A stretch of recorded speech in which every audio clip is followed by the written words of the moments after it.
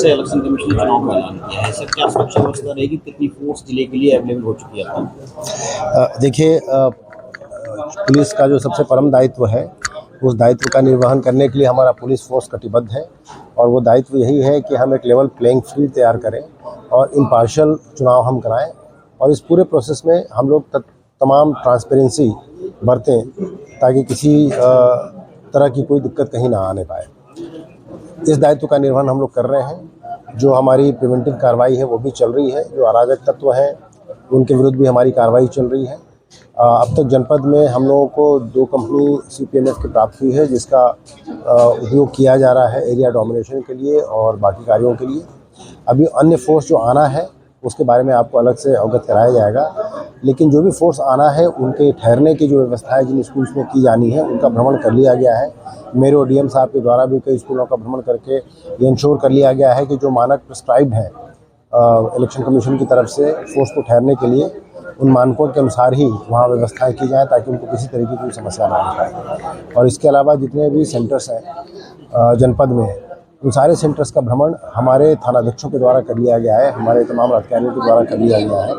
मेरे ODM साहब के द्वारा भी लगातार भ्रमण करके उन सेंटर्स को देखा जा रहा है, वहाँ क्या समस्याएं हैं, वहाँ अश्योर्ड मिनिमम फैसिलिटीज़ की कोई समस्या तो नहीं है, अप्रोचेबिलिटी की कोई समस्या तो नहीं है। यदि कहीं से कोई समस्या आ रही है उसका निराकरण कराया जा रहा है। तो सारी तैयारियां इस बात की जा रही हैं कि चुनाव को बहुत ही शांतिपूर्ण ढंग से, निष्पक्ष तरीके से, ट्रांसपेरेंट तरीके से संपन्न कराया जा सके। जी सर, जनपद में आगामी लोकसभा चुनाव के लिए आचार संहिता लागू हो गई है। क्या निर्देश आपकी तरफ से दिए गए, सुरक्षा के क्या इंतजाम किए गए हैं? देखिए, पुलिस का दायित्व है चुनाव के लिए केवल प्लेइंग फील्ड बनाना। उसके लिए हमारी टीम कटिबद्ध है। पूरे चुनाव को एक ट्रांसपेरेंट और इम्पार्शियल तरीके से कराने के लिए हमने पूरी तैयारियाँ कर ली हैं। CPMF के ठहरने की जगहों का व्यवस्थापन कर लिया गया है और जो इलेक्शन कमीशन के जो गाइडलाइंस है, जो मानक है, उनके आधार पर वहाँ का व्यवस्थापन किया जा रहा है। जो जहाँ सेंटर्स हैं उनका भ्रमण लगातार हमारे अधिकारियों के द्वारा किया जा रहा है और हमारे ODM साहब के द्वारा भी कई सेंटर्स का भ्रमण कर लिया गया है। सुरक्षा की सारी तैयारियां कर ली हैं और जो हमारे अंतर जनपदीय बॉर्डर्स हैं वहाँ भी हम लोग दरिया लगा करके और कैमरा भी वहाँ पर इंस्टॉल कराया गया है, वहाँ चेकिंग करा रहे हैं। FST और SST की टीमें भी एक्टिवेटेड हो गई हैं और उनके द्वारा भी लगातार कार्रवाई की जा रही है।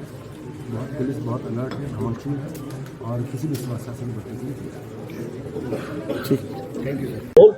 सर, इलेक्शन कमीशन ने चुनाव का ऐलान कर दिया है, बदायूं में क्या व्यवस्थाएं हैं, क्या दिशा निर्देश आपकी तरफ से दिए गए?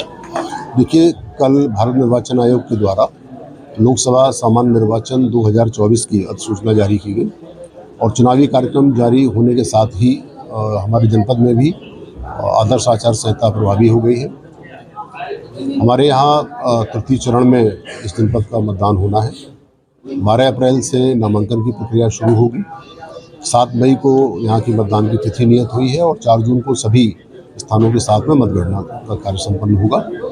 इसके पश्चात सभी राजनीतिक दलों के साथ में हमारी बैठक हो चुकी है। हमने उनसे भी आदर्श आचार संहिता का सम्मान करते हुए जो उसके प्राविधान हैं उनको अक्षरशः पालन कराने की अपील की है। उन्होंने आश्वस्त किया है कि आदर्श आचार संहिता के अनुपालन में वो पूरा ध्यान रखेंगे और किसी भी प्रकार से उसका उल्लंघन नहीं होने देंगे। इसके अलावा माननीय आयोग के निर्देशों के क्रम में विभिन्न टीमों की हम लोगों ने ट्रेनिंग कर दी थी पहले से ही। आदर्श आचार संहिता के प्रभावी होने के साथ ही हमारे flying squad video surveillance team क्षेत्र में एक्टिवेट हो गई है। आदर्श आचार संहिता के अनुपालन के लिए जिन टीमों को मौके पर जाके प्रचार सामग्री को हटाने का काम करना था, प्रथम चरण में जो 24 घंटे में शासकीय भवनों से, उसके बाद जितनी भी पब्लिक प्रॉपर्टी है 48 घंटे में और 72 घंटे में निजी संपत्तियों से उसको विरूपण को और प्रचार सामग्री को हटाने का कार्य आरंभ कर दिया गया है। कल रात भर इस काम को हम लोगों ने संचालित कराया।